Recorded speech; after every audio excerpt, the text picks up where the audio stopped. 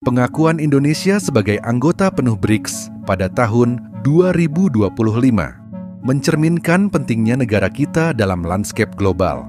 Dengan berbagai alasan yang dimiliki, Indonesia menjadi aset strategis yang signifikan di mata BRICS.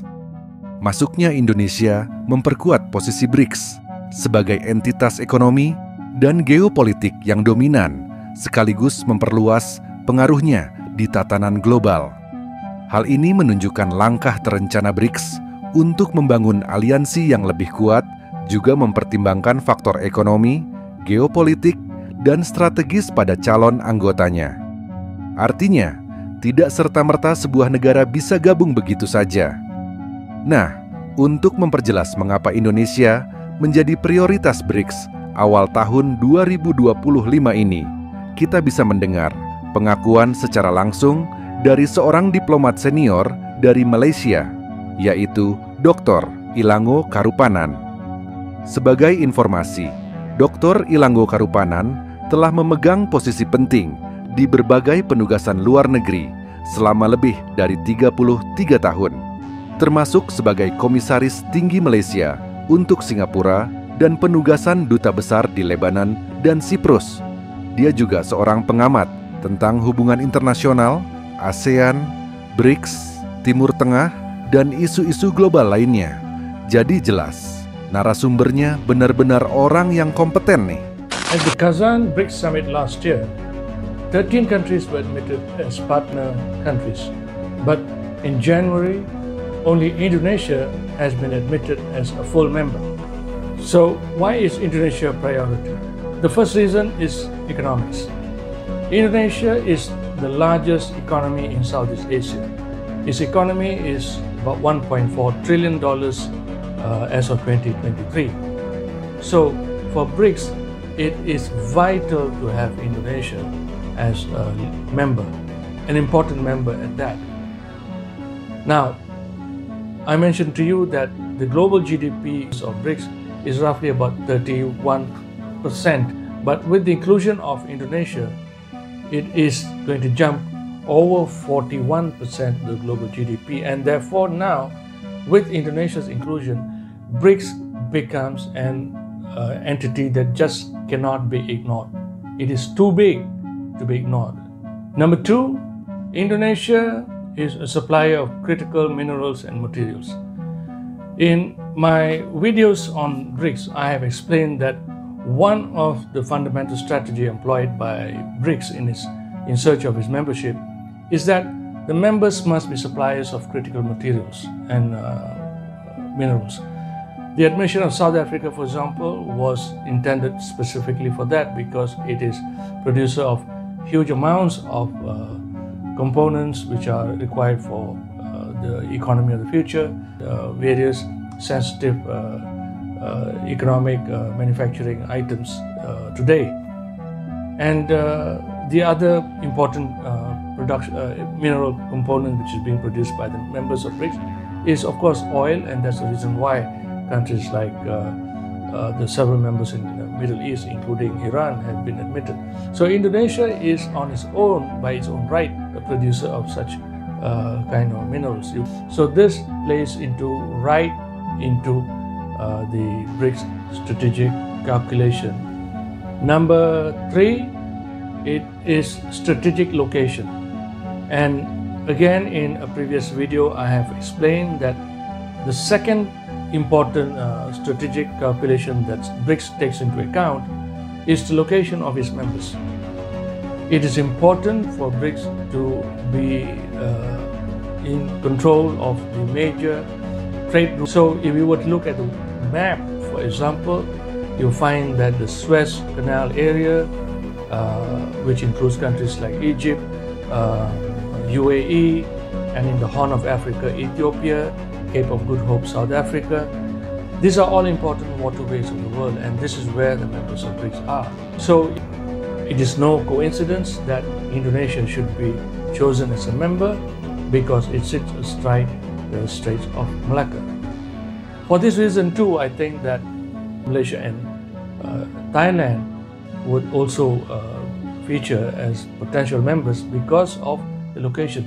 But coming back to Indonesia, its location in Southeast Asia, specifically along the Straits of Malacca, makes it a very important player, because this waterway is the other important maritime trade routes that are vital to global economy, and BRICS is determined that its members must come from these regions, and Indonesia fits that bill. Number 4 is leadership. Indonesia is the de facto leader of ASEAN, or the Association of Southeast Asian Nations.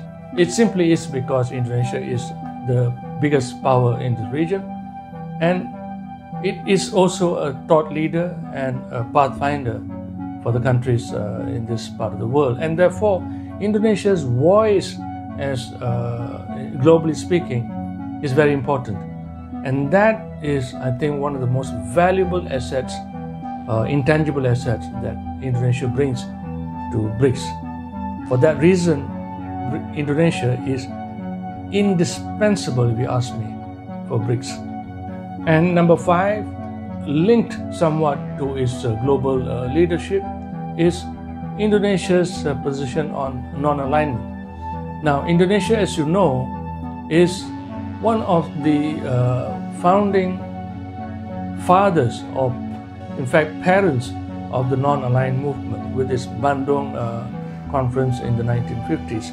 So Indonesia has always had a preferred position when it comes to the global south, as a voice for the global south in many ways, and non-alignment is one of them.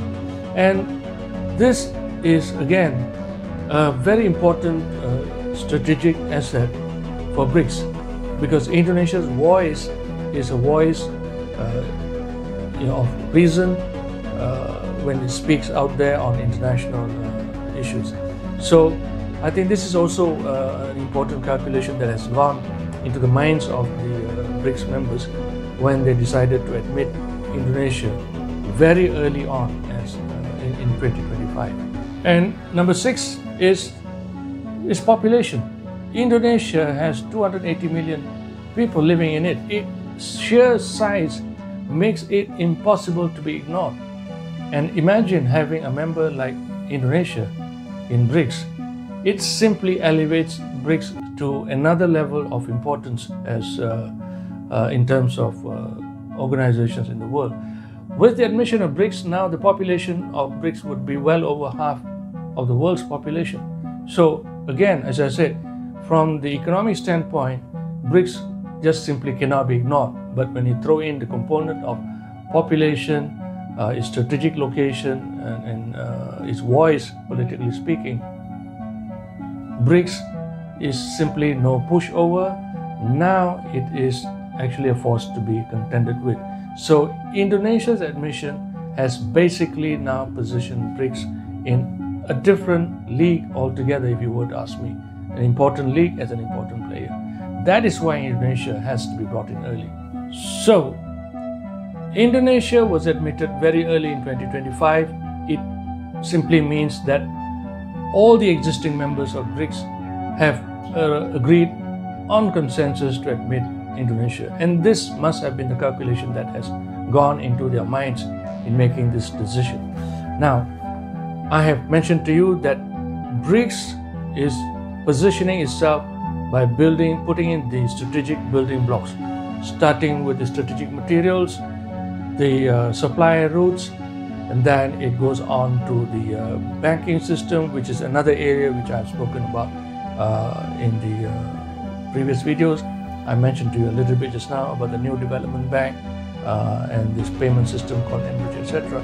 So you can see now a big picture emerging. A solid world economic order is being built on these pillars which I have just spoken about. Of course, there is a long way to go, but BRICS is very careful and cautious about how it is going about doing it. It is in no hurry, in my opinion. I think it is also allowing the existing order to adjust itself so that it is not going to be confrontational. But here I think Indonesia's admission brings a lot of value. Jadi, Kurang lebih begitulah pandangan anggota BRICS terhadap Indonesia, sehingga mereka memprioritaskan Indonesia untuk bergabung lebih awal menjadi anggota penuh BRICS.